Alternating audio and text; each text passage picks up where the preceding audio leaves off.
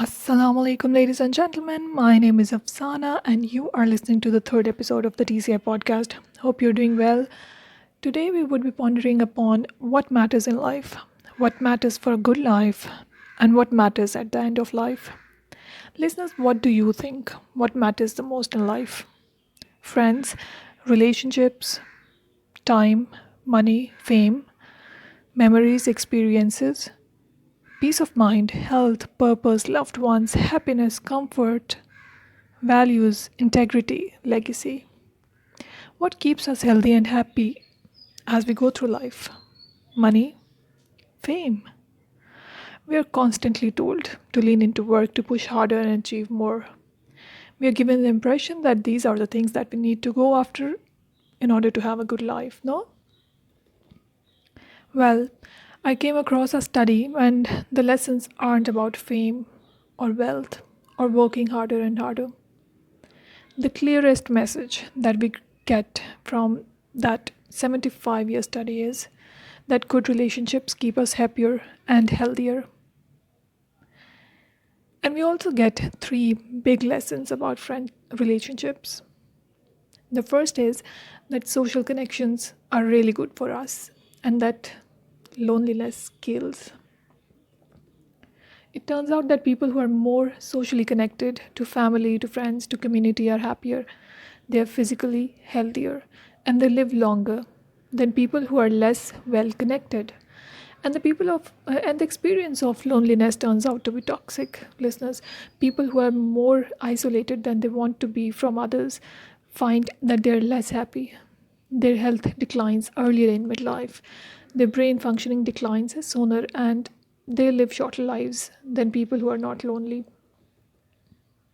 And we know that you can be lonely in a crowd and you can be lonely in a marriage or any relationship. So, the second big lesson that we learned is that it's not just the number of friends you have, it's not whether or not you're in a committed relationship, but it's the quality of your close relationships that matters. It turns out that living in the mid of conflict is really bad for your health. High conflict marriages, for example, turn out to be very bad for our health, perhaps worse than getting divorced. And listeners, living in the mid of good, warm relationships is very protective. Good, close relationships seem to buffer us from some of the slings and arrows of getting old. The third big lesson that we learned from the study about relationships and our health is that good relationships not just, you know, they don't just protect our bodies, they protect our brains. It turns out that being in a securely attached relationship to another person is protective, that the people who are in relationships where they really feel they can count on the other person in times of need, those people's memories stay sharper. And the people in relationships where they feel they really can't count on the other one, those are the people who experience early memory decline. And those good relationships, they don't have to be smooth all the time. Some people could bicker with each other day in and day out, but as long as they feel that they could really count on the other when the going gets tough, those arguments don't take a toll on the memories. So, this message that good, close relationships are good for our health and well being, this is wisdom that's as old as the hills. And but it is very strange to understand that why it is so hard to get and so easy to ignore. Well, we're human. What we would really like is a quick fix, something we can get that will make our lives good and keep them that way. Relationships are messy and they are complicated, and the hard work of tending to family and friends is not glamorous. It's lifelong and it never ends. People who fare the best are the people who lean into relationships with family, with friends, with community.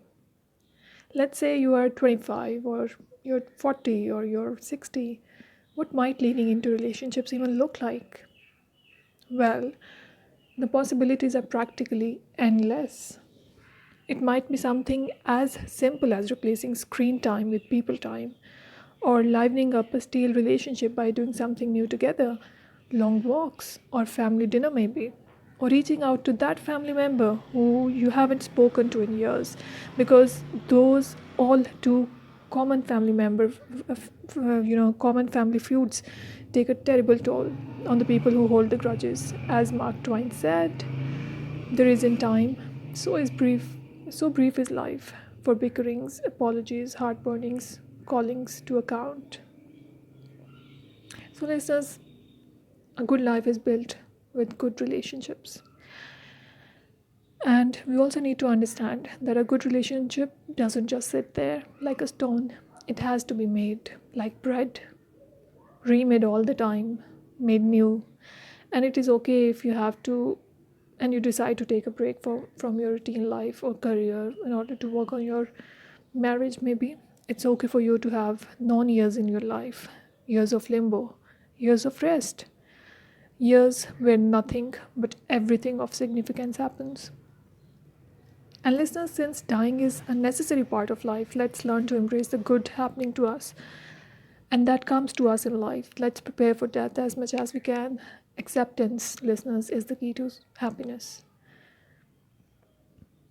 Certainly, there are mountains of sorrow that cannot move, and one way or another, we will all kneel there. Rather, I'm asking that we make space, physical, psychic room, to allow life to play itself all the way out. So that rather than just getting out of the way, aging and dying can become a process of crescendo through to the end. We cannot solve for death. Meanwhile, we can design towards it. We know parts of us who have died early on. Most of us can relate to it. And that's something we can say one way or the other.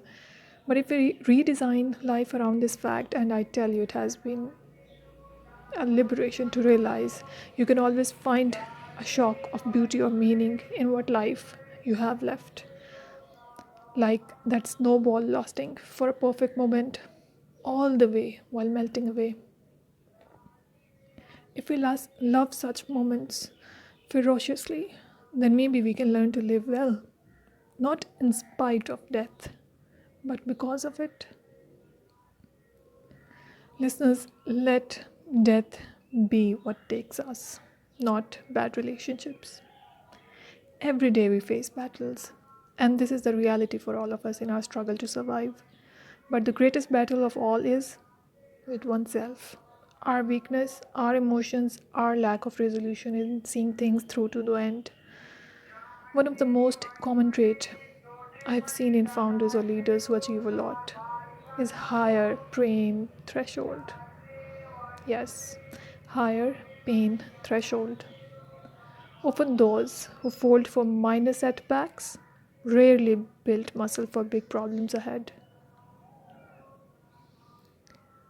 To all my listeners suffering, Allah has seen you troubled.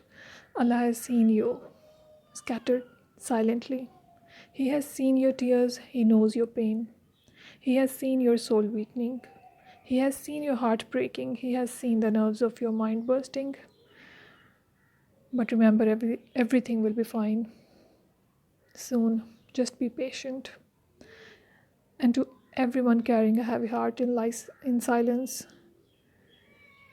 I pray you find peace in life. And remember, good relationships matter in life, and lack of communication affects good relationships. Listeners, do give us your feedback on today's podcast. I'll be waiting for your comments and suggestions, and do reach out if you would like to be a part of this podcast. Bye bye. Take care.